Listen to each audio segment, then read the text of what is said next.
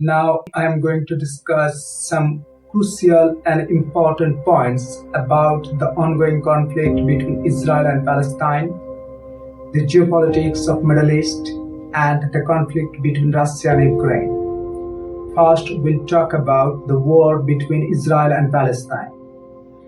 We term it as a war between, but it is not a war but an attempt of one country to exterminate or to eradicate one particular ethnic group. It can be termed as an ethnic cleansing or a genocide, because Israel has undertaken one agenda to exterminate all the Palestinians, because the war has claimed the war broke out approximately 1.5 years ago, and it has already claimed more than 45,000 Palestinian lives, and more than 1 lakh people have been injured, and the number is increasing exponentially because it is not over yet.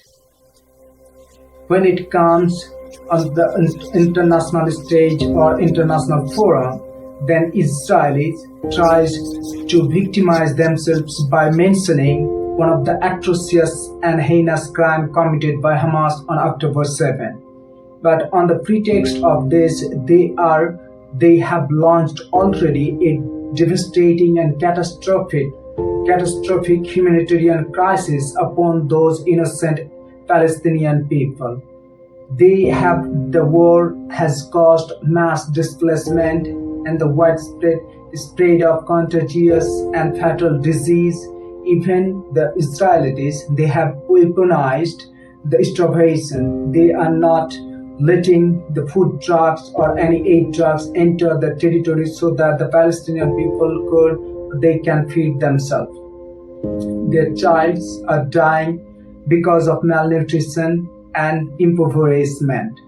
These are the tactical or the brutal strategy used by actually are being used by Israelis to exterminate this ethnic group.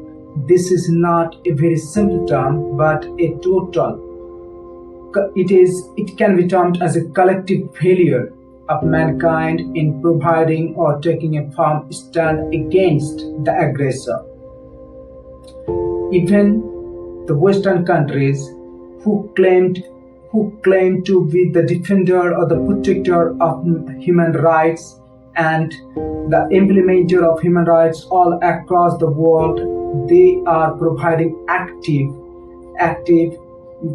and unwavering, unconditional support to the Israelis in carrying forward their genocidal act against the innocent Palestinian.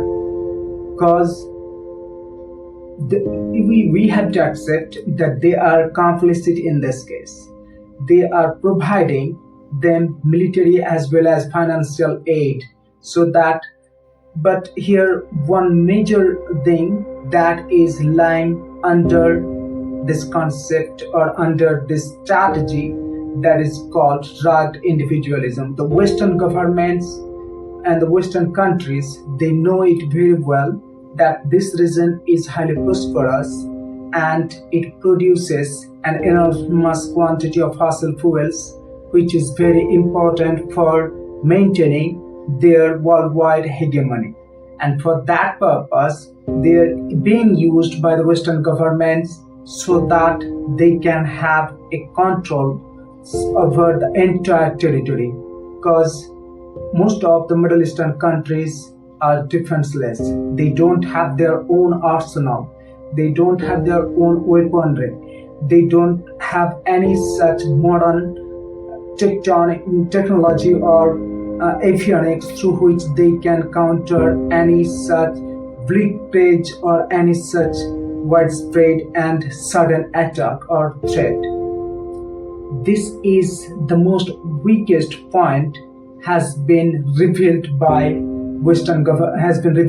the Middle Eastern countries, and it is now being exploited by the Western countries. Western countries know it very well that the Middle Eastern countries, for their defense, are totally dependent on them for everything, and in terms or on condition of providing them their defense equipment, they try to exploit them regardlessly. It is their strategy, and Israel it is. They are using Israel as their proxy state only to have a control over the region so that they can maintain their hold over the region.